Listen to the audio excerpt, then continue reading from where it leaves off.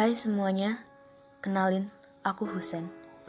Kali ini aku mau cerita mengenai cerita horor yang aku alami sendiri. Tepatnya, kejadian ini terjadi di tahun 2019. Aku tinggal di sebuah desa dan bekerja sebagai bisa dibilang karyawan konveksi rumahan. Setiap harinya, aku harus bekerja dari pagi hingga malam. Jarak antar rumahku dengan tempat aku bekerja tentunya cukup jauh. Karena tempatku bekerja terletak cukup jauh dari desaku, sekitar 15 menit perjalanan. Seperti jalan desa pada umumnya, jika sudah malam, jarang sekali kendaraan yang lewat. Terlebih lagi, akses jalan yang biasa aku lewati dikelilingi bukit-bukit batu yang sangat besar dengan sungai di bawahnya. Banyak sekali cerita-cerita seram yang sering kali ku dengar dari masyarakat. Namun, aku tak pernah menghiraukannya, karena aku sendiri beranggapan bahwa aku sudah sering melewatinya. Dan alhamdulillah, tak pernah terjadi hal apapun. Hingga suatu malam tiba, aku yang kala itu bekerja lembur hingga larut malam bersama karyawan lain. Beruntung aku punya salah seorang teman, Ruri namanya. Dia akan pulang bersama karena rumahnya tak jauh dari rumahku.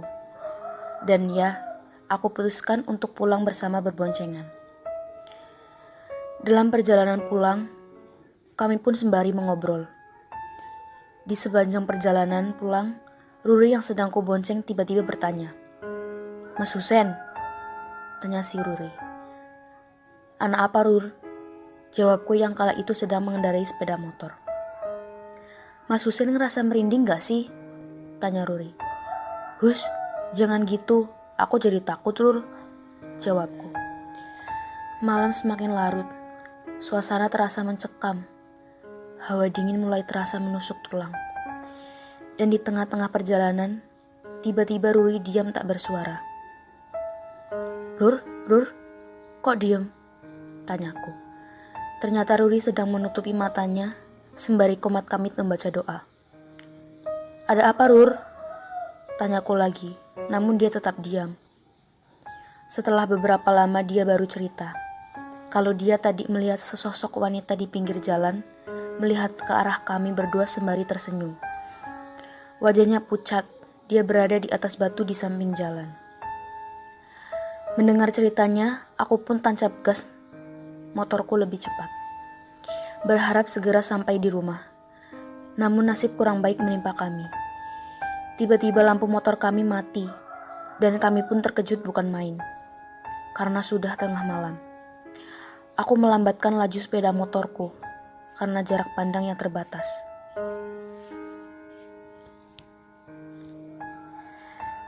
Kami pun melanjutkan perjalanan. Tak lama setelah itu, tiba-tiba kami dikagetkan dengan adanya bau wangi yang menyengat. Dan tiba-tiba kami melihat seorang wanita sedang berjalan sendirian, dengan pakaian putih panjang hingga menyapu jalanan. Rambutnya panjang terurai. Kami berdua kaget. Ruri yang berada di belakangku bersembunyi di balik bajuku. Aku tak bisa berkedip waktu itu. Dan hal yang paling membuatku terkejut, ketika tepat melintas di samping sesosok wanita itu, tiba-tiba kepalanya bergerak perlahan memutar ke belakang. Sontak aku pun terkejut bukan kepala. Merinding, takut, semua menjadi satu. Ingin pingsan rasanya. Ruri pun berteriak, "Ayo mas, digas motornya." Entah mengapa motorku seperti tak bisa melaju, padahal gas sudah kutancap dalam-dalam. Rasanya motorku ada yang menahan dari belakang.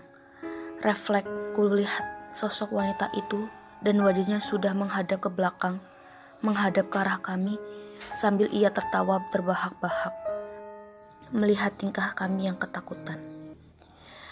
Kami berdua hanya bisa berdoa, dan tiba-tiba motor yang ku kendarai bisa melaju normal. Kami masih ketakutan setengah mati. Setelah agak jauh, tiba-tiba lampu motorku pun kembali hidup. Dan kami tiba di rumah masing-masing dengan selamat. Keesokan harinya, aku dan Duri menceritakan kepada teman-temanku yang lain. Namun tidak ada yang percaya. Aku beranggapan mungkin waktu itu nasib buruk sedang menimpa kami. Dan berharap semoga tidak ada kejadian seperti itu lagi. Namun naas, ketika aku pulang malam setelah kejadian itu, aku melihat sesosok wanita itu lagi. Ia sedang duduk di batu besar dekat jalan yang kulalui. Sejak saat itu, aku tak pernah berani untuk pulang sendirian, apalagi pulang larut malam.